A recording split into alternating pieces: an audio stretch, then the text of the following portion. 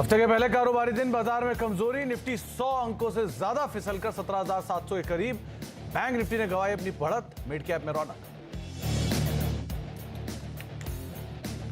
Metal शेयरों में आज दिख रही है तगड़ी मुनाफा वसूली। निफ्टी मेटल इंडेक्स करीब 2% फिसला। एनर्जी, ऑटो और आईटी शेयरों पर भी दबाव, वहीं मीडिया शेयरों में खरीदारी।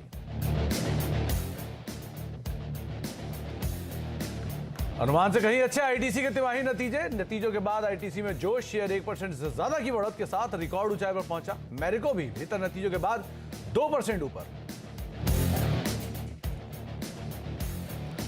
सरकारी कर्ज के इक्विटी में बदलने के बाद वोडाफोन आइडिया में तूफानी तेजी, 28% से ज्यादा के साथ उछाल।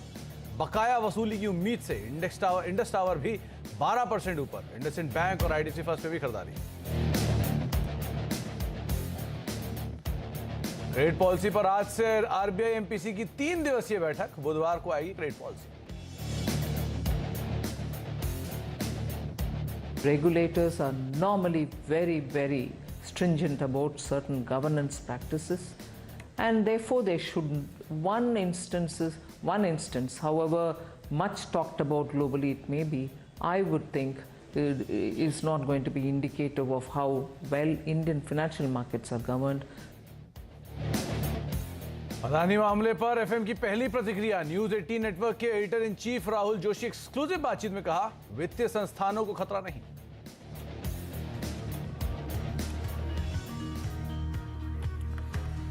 नमस्कार, ट्रेडर्स हॉटलाइन में आप सभी का स्वागत है। मैं हूं सुमित। हफ्ते का पहला कारोबारी सत्र भारतीय बाजारों के लिए प्रेशर तो जरूर दिखा रहा है, लेकिन मिड कैप स्मॉल कैप आज हरे निशान में कामकाज कर रहे हैं। वहां पर एटलीस्ट फ्रंटलाइन इंडेक्स के कंपैरिजन में थोड़ी सी आउट परफॉर्मेंस आपको दिखाई पड़ेगी।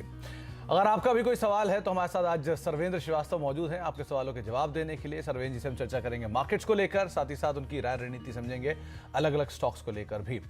अगर आप इस कार्यक्रम का हिस्सा बनना चाहते हैं तो माध्यम आपकी स्क्रीन पर आएगा, जिसमें आप 7045220000 ये व्हाट्सएप नंबर पर हमसे बातचीत कर सकते हैं। और साथ ही साथ आप आस्क आवाज कैश और आस्क आवाज FNO इन हैशटैग्स का इस्तेमाल करके भी हमारे साथ जुड़ सकते हैं और सीधे इस कार्यक्रम का हिस्सा बन सकते हैं।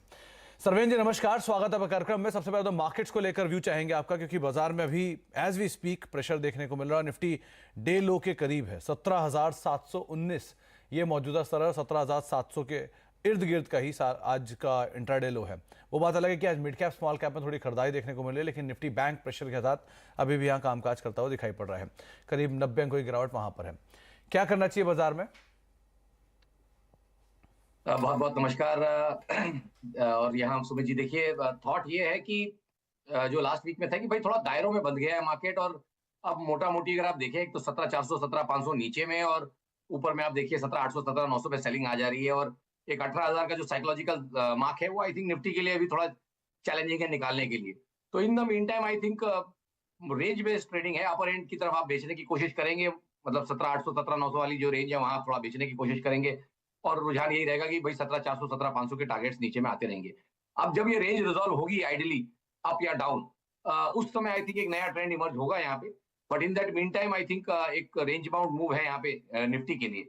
जहां पे थोड़ी क्लैरिटी है वो है बैंक निफ्टी, जहां हमें लगता है कि ये जो इसने 42,000 और 41,800 का जो सेटअप तोड़ा इसने कैश में, आई थिंक वो बहुत एक चैलेंजिंग जोन बन गया है बैंक निफ्टी के लिए। और मुझे नहीं लग रहा कि बैंक निफ्टी बहुत ज्यादा 41,800 42,200 के ऊपर टिक पा रहा है और या टिक पाएगा। तो यहाँ पे थोड़ी क्लैरिटी है, और यहाँ मुझे लगता है कि वापस आपके 39,300 39,500 के दायरे बैंक निफ्टी के लिए नीचे में आ जाएंगे।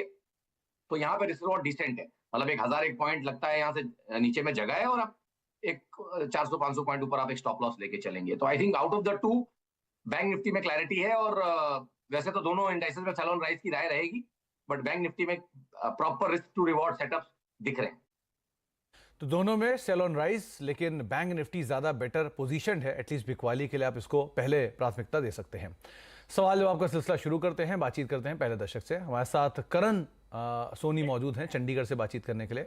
सोनी साहब नमस्कार, सवाल पूछिए। नमस्कार सर। नमस्कार नमस्कार सर। मेरे पास 3 स्टॉक हैं। इंडियन ऑयल के 83 रुपीज के भाव पे 100 शेयर है, और एक्सेलिया सॉल्यूशंस 1425 के भाव पे 10 शेयर है। नजरिया क्या इनमें सर आपका? एक लास्ट 6 मंथ्स का इन्वेस्टमेंट है, और एक लास्ट है मेरे पास, एक मिनट, NTPC ओके। एनटीपीसी का 168 रुपीज के भाव पे 300 Okay. शेयर 6 मंथ्स का। चलिए, तो सरवेंद्र जी 3 नाम इन्होंने लिए। NTPC as of now day high पर है, आईओसी दूसरा नाम है, तो 2 तो पीएसयू हो गए। इन दोनों को लेकर आपकी राय क्या कहती है कि आईओसी में तो लॉस है 4-4.5 रुपये पर शेयर का, और एनटीपीसी भी अभी सोफार डे हाई के आसपास कामकाज कर रहा है, क्या करें इसमें? देखिए, थॉट यही है कि आई थिंक एटलीस्ट ये जो दोनों पीएसयू नाम लिया, आई थिंक इसमें एक तो क्लैरिटी है आईओसी में कि भाई इन दायरों से आपको रिस्क रिवॉर्ड लॉन्ग टर्म के अच्छे हैं, और आप यहाँ पे दायरा 6 महीने से थोड़ा बढ़ा के 12-18 महीने का रखें। मेरा मानना अभी फिलहाल यहाँ के लिए ये रहेगा, और जब तक वो रखेंगे तो इन द मीन टाइम 1 या 2 डिविडेंड जो भी अभी डिपेंडिंग इन्होंने कहाँ से लिया है, 1 या 2 डिविडेंड भी अगर इसके खा पाएंगे तो आई थिंक क्लियरली इनके यहाँ पे पैसे तो डिविडेंड यील्ड में भी अच्छे बन जाएंगे, तो यहाँ ट्रेड में बने रहने की राय है।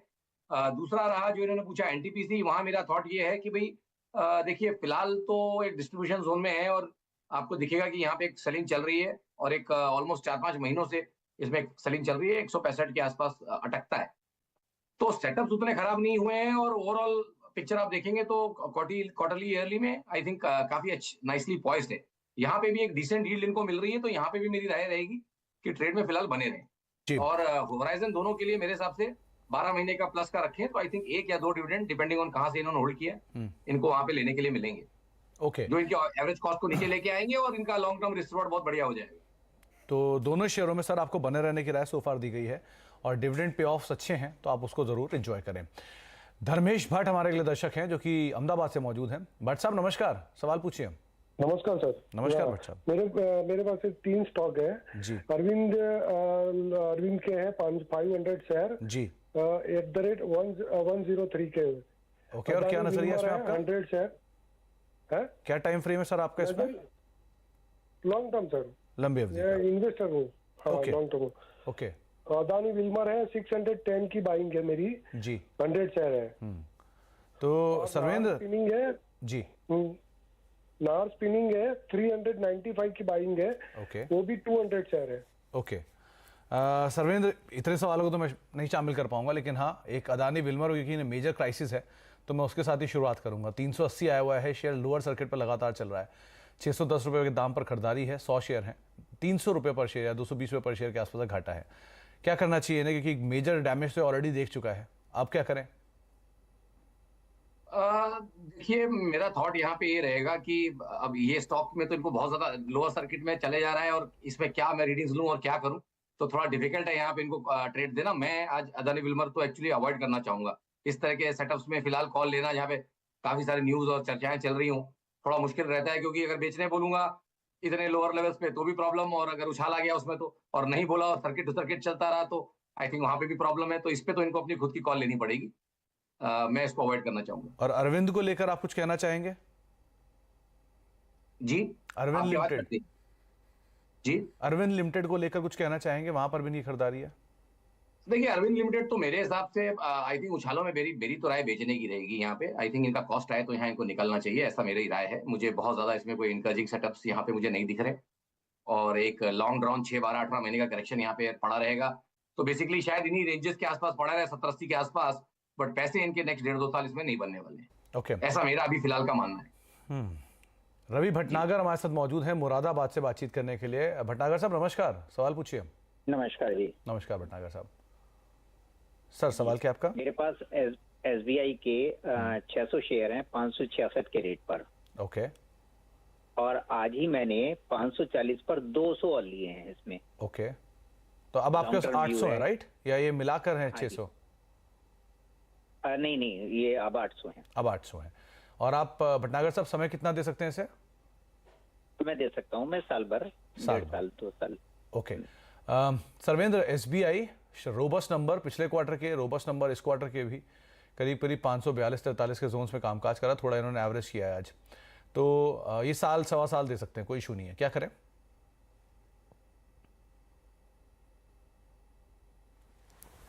सर्वेंद्र आपका ऑडियो म्यूट है आई थिंक। देखिए, माफी चाहूंगा, यहाँ पे मैं बोलता हूँ, यहाँ पे जिस तरह का इन्होंने सेटअप सभी बन रहे हैं और इनका दायरा बहुत अच्छा है, तो आई थिंक मेरे हिसाब से तो इनको ट्रेड में बने रहना चाहिए। बहुत जल्दी एवरेज करना शुरू कर दिया है, अच्छे स्टॉक्स में डॉलर कॉस्ट एवरेजिंग कर सकते हैं, बट इतना जल्दी एवरेजिंग ना स्टार्ट करें, थोड़ा बाजार को पकने दें और स्टॉक के करंट सेटअप्स को पकने दें, और कहीं अगर किसी कारण से नीचे मिलता है तब एवरेजिंग करें, या ये जो मंदी का दौर है, अभी जैसे हमने बोला बैंक निफ्टी में नीचे के दायरे पेंडिंग है, जब तक बैंक निफ्टी के कुछ इंपॉर्टेंट सपोर्ट्स नहीं होल्ड हो जाते, तब तक एवरेजिंग ना करें, जो क्वांटिटी अभी है उसमें बने रहें। जी, तो आपके पास जो क्वांटिटी है उसमें आप बने रहें, अभी और एवरेज ना करें एटलीस्ट, लेकिन सो फार जो एग्जिस्टिंग पोजीशंस है उनके अंदर बने रहना ज़्यादा लॉजिकल है आपके लिए एटलीस्ट। हमारे साथ अब असलम साहब मौजूद हैं प्रयागराज से बातचीत करने के लिए। असलम साहब नमस्कार, सवाल पूछिए। नमस्कार सर। नमस्कार सर। नमस्कार सर। जी असलम साहब, सवाल क्या है आपका?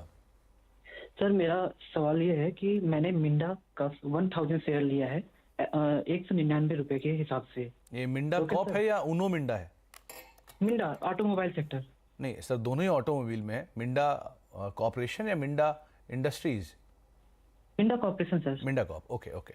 तो 199 रुपए पे आपने खरीद रखा है और 209 अभी चल रहा है। आप कितना समय से और दे सकते हो अभी? सर कम से कम इसे 5 साल छोड़ूंगा सर। मेरा जो एक ये है और एक फर्स्ट सोर्स सोल्यूशन है जो आईटी सेक्टर का है जी, FSL। उसको मैंने 100 शेयर लिए हैं 110 के हिसाब से, तो मैं उसे भी कम से कम 5 साल 6 साल ही छोड़ूंगा। ओके, तो सर्वेंद्र, एक है मिंडा कॉप और दूसरा है फर्स्ट सोर्स सॉल्यूशंस, दोनों को ये 5 साल के लिए रख सकते हैं और अभी तो सोफार खरीदारी से ऊपर ही कामकाज कर रहा है मिंडा कॉप। क्या करें इन पे? देखिए मिंडा कॉप में मेरे हिसाब से बने रहे और थॉट यही रहेगा कि यहाँ पे मेरे हिसाब से कॉस्ट के आसपास स्टॉप लॉस भी जरूर लगा के रखें कि जो बाजार के ओवरऑल सेटअप्स हैं फिलहाल, अगर किसी कारण से निफ्टी 17,400 तोड़ता है तो आई थिंक प्रेशर रह सकता है। ऑटो इंडेक्स में इटसेल्फ मुझे लगता है कि जो ये दायरे हैं यहाँ पे थोड़ा प्रेशर रहेगा, तो कॉस्ट के आसपास स्टॉप लॉस मिंडा कॉप में लगा के रखें और ट्रेड में बने रहें। तो आपके लिए राय है कि मिंडा कॉप में आप बने रह सकते हैं अपने ट्रेड के अंदर और आप अगर समय देंगे तो अच्छा मूव भी आता हुआ दिखाई पड़ सकता है। आप कुछ सवाल सोशल मीडिया के जरिए भी ले लेते हैं। सबसे पहला सवाल ज्योति जी का आया है। इनके पास जुआरी इंडस्ट्रीज के शेयर हैं, करीब 700 शेयर हैं 137 रुपए के दाम पर। सर्वेंद्र, क्या करना चाहिए इसमें? जी मैं चार्ट पुल अप कर रहा हूँ। देखिए थॉट यहाँ पे ये है कि फिलहाल तो स्टॉक एक अच्छे करेक्शन देने के बाद एक अपने इंपॉर्टेंट सपोर्ट एरियाज में होल्ड कर रहा है, तो आई थिंक यहाँ से तो मेरी राय यही रहेगी कि जब तक 125 के ऊपर टिका हुआ है क्लोजिंग बेसिस पे, तब तक आई थिंक ट्रेड में बने रहे हैं यहाँ पे। अच्छा, एक सवाल आया है धीरज कटारिया साहब का। इनके पास इजी माई ट्रिप के शेयर हैं और अभी कुछ देर पहले इसके नंबर्स पे आए थे, तो नंबर्स में देख भी रहा था कि एयर सेगमेंट स्पेस में करीब 31% के आसपास की ग्रोथ देखने को मिली है वाई बेसिस पर। होटल नाइट्स बुकिंग स्पेस में भी करीब 88-89 के आसपास की % की बढ़त रही है और करीब 4.5 लाख नए ग्राहक भी कंपनी ने इस क्वार्टर के अंदर जोड़े हैं। तो नंबर्स का रिएक्शन भी यहाँ पर देखने को मिला है। 3-3.5% के आसपास की तेज़ी है। मुनाफा भी करीब 41 करोड़ रुपए है, जो कि 50% के आसपास क्यू ऑन क्यू बढ़ा है। तो सर्वेंद्र, ये वो सेक्टर है जहाँ पर अभी काफ़ी काम भी किया गवर्नमेंट ने। रिसेंटली बजट में भी काफ़ी अनाउंसमेंट हुए टूरिज्म को लेकर। तो ये जिस तरह की सिचुएशन है 52-53 रुपए के आसपास कामकाज करा, क्या कर रही है? देखिए सुमित जी, यहाँ पे डेटा तो कम है, बट जितना भी मैं मीडियम टर्म सेटअप इसके देख पा रहा हूँ, लास्ट अगर आप देखें जहां से इसका गैप अप हुआ उसके बाद से अपने अपने दायरों को नीचे के लेवल्स को होल्ड करने की कोशिश कर रहा है। 44-45 के आसपास आपको अच्छे सपोर्ट्स आते हुए दिख रहे हैं। तो आई थिंक जिनके पास है, और इसको टाइम देना पड़ेगा, जिनके पास है आई थिंक 44 रुपीज के नीचे एक स्टॉप लॉस लगा के आई थिंक यहाँ पे ट्रेड को होल्ड करने की राय रहेगी। टारगेट्स आप इसमें देख रहे हैं वैसे सर्वेंद्र? जी, इसमें टारगेट क्या देख रहे हैं सर्वेंद्र? टारगेट यहाँ पे देखिए मेरे को लगता है कि ब्लू स्काई टेरिटरी में है फिलहाल, ऑलमोस्ट अपने अपर एंड की रेंज पे है, और अगर ब्रेकआउट्स ये 80 के आसपास के ब्रेकआउट्स आ जाते हैं तो डेफिनेटली 100+ के टारगेट्स भी आएंगे। 12 से 18 महीने का टाइम फ्रेम देना पड़ेगा, बट जितना भी लिमिटेड डेटा है उसके हिसाब से मुझे लगता है 80 से 100 के टारगेट्स यहाँ पे माफ कीजिएगा आने चाहिए। चलिए, आगे भी हम सर्वेंस से बातचीत जारी रखेंगे, लेकिन हमारे साथ अब कुछ और खास मेहमान ही मौजूद हैं, उनसे हम चर्चा करेंगे खास तौर से प्राज इंडस्ट्रीज़ के नंबर्स को लेकर, जहां पे नतीजों पर बातचीत करने के लिए हमारे साथ कंपनी के CFO और डायरेक्टर सचिन रावले सर मौजूद भी हैं। नंबर्स पहले आपकी स्क्रीन पर आते हुए दिखाई पड़ेंगे। खासतौर से कंपनी का जो मुनाफा है वो 37 करोड़ से बढ़ के 62 करोड़ रुपये इस तिमाही के अंदर आया है, और आय फ्रंट पर भी 585 करोड़ से बढ़कर आय 910 करोड़ रुपये इस तिमाही के अंदर कंपनी ने पोस्ट की। बीटा फ्रंट पर भी जो ऑपरेटिंग परफॉर्मेंस है वो बेटर साइड पर देखने को मिली है। सचिन सर नमस्कार, स्वागत है कार्यक्रम में। सबसे पहले तो नंबर्स रोबस्ट साइड पर देखने को मिले, वाई बेसिस पे एक अच्छी ग्रोथ आई है, और सिचुएशन सिनेरियो को देखते हुए कुछ हद तक डिमांड भी बहुत स्ट्रांग है। तो अभी क्या आउटलुक है, क्या सिचुएशन है प्रेजेंटली Q4 में, और क्या की हाईलाइट रहे सर Q3 के? नमस्कार। Q3 के हाइलाइट्स अगर मैं बात करूं तो हमारे पूरे बिजनेस के जितने भी सेगमेंट्स है, सब सेगमेंट्स में हमने अच्छी तरह से परफॉर्मेंस का देखा हुआ है नतीजा। मैन्युफैक्चरिंग ने भी अपना काम अच्छा किया है, प्रोजेक्ट एग्जीक्यूशन का काम बहुत बढ़िया हुआ है, ऑर्डर बुकिंग का भी काम बहुत अच्छी तरह से हुआ है, और ये सब कुछ हमारे जितने भी बिजनेसेस है उस सब बिजनेसेस में देखने को मिला है। Q3 का नतीजा मेरे हिसाब से पूरा ये बिजनेस का अगर ब्यौरा देखे तो एक साथ अगर देखे तो वही नतीजा आपके सामने आज आया हुआ है।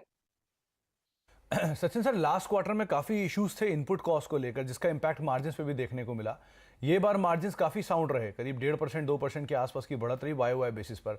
तो क्या मान के चले सीक्वेंशियली जो मार्जिन्स का इशू था, जो इनपुट कॉस्ट का हायर साइड था, वो हमने ऑलरेडी देख लिया है, वो डैमेज बीन डन, यहाँ से सिचुएशन बेटर ही होगी? आप कह सकते हो, क्योंकि जो इंक्रीज मटेरियल कॉस्ट का जो इम्पैक्ट हमने देखा, जो पहले दो क्वार्टर में देखा गया और लास्ट ईयर भी देखा गया, उसका नतीजा बहुत बुरी तरह से हुआ था। मटेरियल कॉस्ट का इम्पैक्ट डेफिनेटली हमने फील किया है। जो हमारे पुराने ऑर्डर्स थे जिसका एग्जीक्यूशन अभी सब खत्म होने को आ रहा है, जिसमें मटेरियल कॉस्ट का इम्पैक्ट ज्यादा पैमाने पे था, वो अभी कम होना शुरू हुआ है। इसका पूरा नतीजा मेरे हिसाब से अपने को नेक्स्ट ईयर के फाइनेंशियल ईयर 24 में देखने को मिलेगा।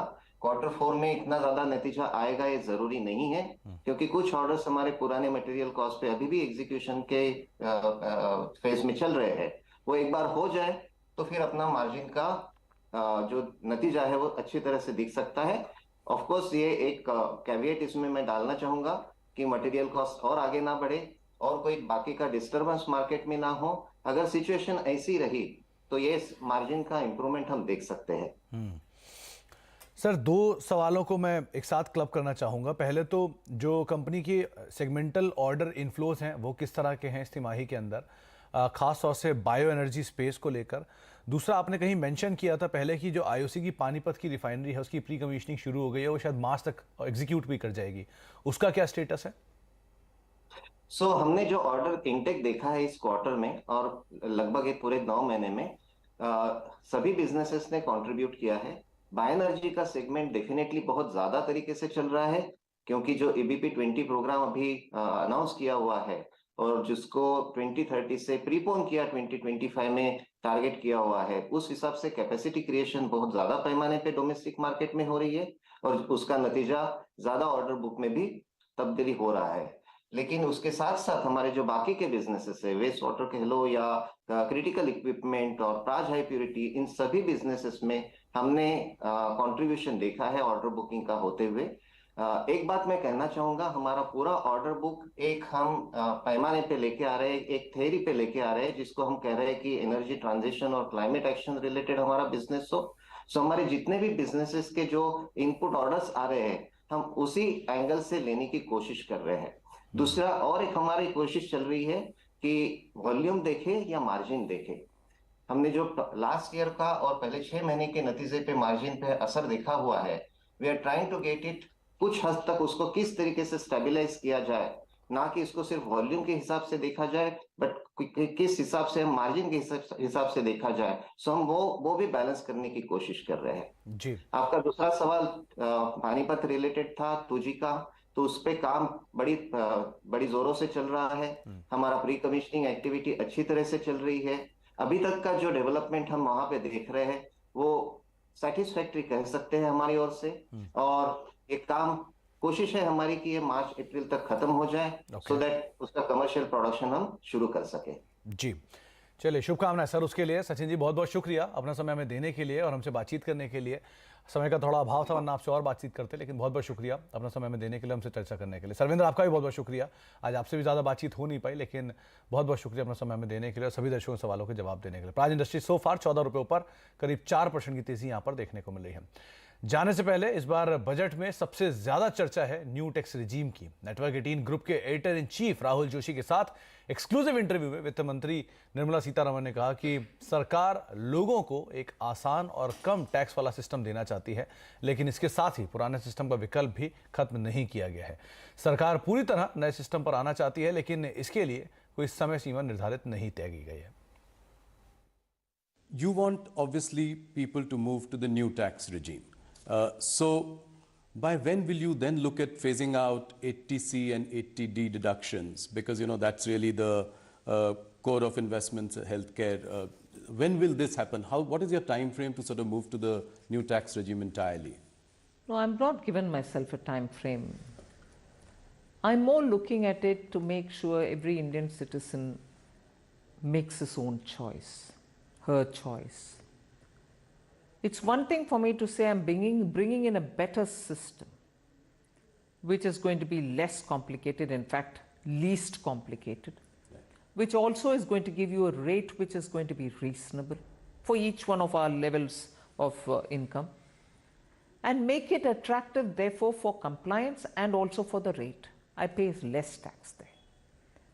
But it's another thing to have a system which is going on, where unfortunately I don't want to criticize anybody. Unfortunately, the impression is I have so many exemptions given, which incentivizes me to save for insurance cover, for medical cover, for even saving for better interest earning that I can have, and so on.